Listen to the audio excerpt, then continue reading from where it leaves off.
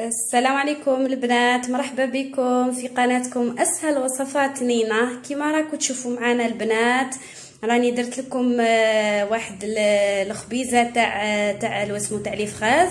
بما انه رانا في وقت الفراز اغتنمت الفرصه وقلت علاه لا ما نديرش اون تارت هكا شابه للدراري يستقهوا بها، يعني توجد في 5 دقائق. ونتمنى البنات تعجبكم هذا الوصفه، يعني وصفه جد اقتصاديه كما عودتكم، ونتمنى تعجبكم البنات ان شاء الله. ونطرقوا الطريقه تاع تحضير الوصفه، ونتمنى تعجبكم ان شاء الله باذن الله. تبعوا معايا البنات. ودرك البنات كيما راكم تشوفوا معايا، يعني عندنا المقادير التاليه، يعني تبعوا معايا البنات، اللي هي 4 حبات بيض، 4 حبات بيض، 2 خميره الحلوه، 2 خميره الحلوه، وعندنا كأس سكر عادي ومغرفه تاع لافاني ماشي معمره، وكميه تاع الفراس، وكميه تاع التفاح. البنات تبعوا معايا دوك نبداو في طريقه تحضير العجينه تاعنا ان شاء الله. وكأس زيت، كاس تاع هذا الكاس نعمروه زيت ثاني. تبعوا معايا البنات. ودركا البنات على بركه الله نبداو. عندنا كأس سكر وعندنا لافاني تاعنا بهذه الطريقه، وعندنا ثاني البيض تاعنا 4 حبات بيض. بسم الله، 4 حبات بيض. يعني البنات هذه الكيكه روعه بنه لا تقاوم، يعني انا نديرها لهم لولادي في وقت تاع الفراز، يعني والله صدقوني تجي روعه. وعندنا 2 حبات تفاح هكا، نجي مذاق تاع التفاح، تعرفوا بلي مذاق تاع التفاح روعه. وعندي كاس تاع زيت، وعندي كاس تاع زيت هكا، كاس ماشي معمر، يعني غير صباع، كاس ماشي معمر البنات هكا. نخلط الكل مع بعض ونجيب الميكسور تاعي، نجيب الميكسور تاعي ونميكسي قاعد هاد المكونات البنات. دوك نولو مع بعضنا هكا البنات. شوفوا معايا راني رايحه نميكسي كامل هاد المكونات مع بعض، نميكسي قاعد حتى يتميكسا قاعد المكونات، ونولي لكم نزيد الفارينه والخميره. وهاي لك البنات معانا بعد ما ميكسيت كامل اسمه التفاح والبيض وكامل المكونات، ما عليا غير نزيد زوج كيسان بنفس المعيار تاع فارينه، يعني بهذه الطريقه 2 كيسان معمرين تاع فارينه. فوالا نحي قاعد هذه هكا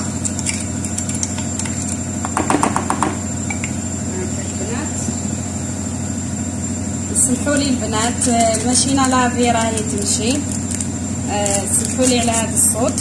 وعندي الزوج تاع خميره الحلوه، 2 باكيات تاع خميره الحلوه هكا.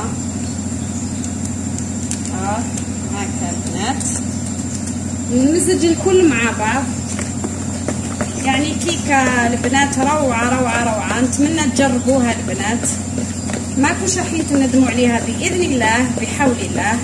تجي خفيفه، مذاق روعه. يعني رانا في فصل الربيع، يعني في الابواب، واللي فخاز تكون بكميه كبيره الله يبارك. وبلادنا يعني الله يبارك ما شاء الله فيها الفراز،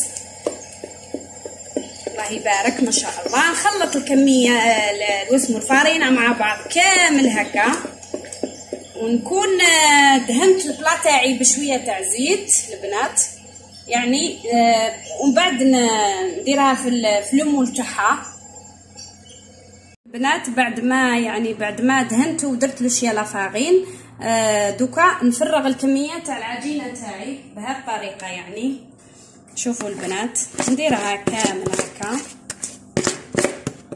يعني هكا كامل، نديرها كامل هكا البنات. وهاي ليك البنات معانا، بعد ما درناها كامل في البلا تاعها، نديروا لها كامل هكا باش نسويوها بهذه الطريقه يعني. ومن بعدك نجيبوا الفراز تاعنا البنات بهذه الطريقه. نبداو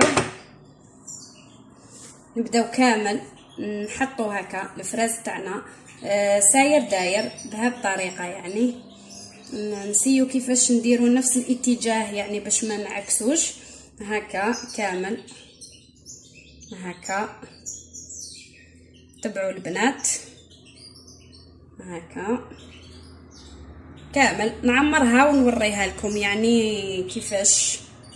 نتمنى يعني تجربوها البنات، والله غير كيكه روعه وسورتو الدراري يحبوا هاد الالوان الحمراء، يحبوا الالوان. جربوها لهم البنات، توجد في 5 دقائق، ما يشحتش لكم الوقت نهائيا. يعني انا نجيب لكم غير اسهل وصفات كما قال على حسب اسم قناتي، هي اسم قناتي هي اسهل وصفات، وانا راني نمد لكم غير اسهل وصفات، ما نكترش عليكم، ما نجيب لكمش حاجه اللي كما قال الواحد اللي تكلف تكاليف.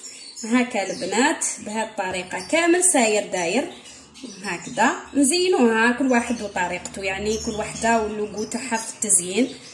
هكا هكذا مثال برك نعطيكم مثال انا هذا واش قدرت نزين، وكل واحد والرغبه تاعو في التزيين. ونحطها على درجه 160 درجه، يعني ما تحتاجش النار قويه البنات، هي مجرد كيكه خفيفه برك البنات، ما تقووش النار. هكا نسي هكا زعما مثال حبه في الوسط هكذا، وهذه هي نحطها في الفلوفوغ تاعنا الطيب، ومن بعد نوريها لكم في طبق التقديم ان شاء الله. ونتمنى تعجبكم يعني هذه الوصفه وتجربوها في اقرب وقت. ولا عجبتكم كما قال، ولا عجبتكم ما عليكم الا بالتعاليق ان شاء الله. البنات هاي لك معنا لاطارت تاعنا طايبه الله الله محمره الله الله على قنيها كما قال الواحد.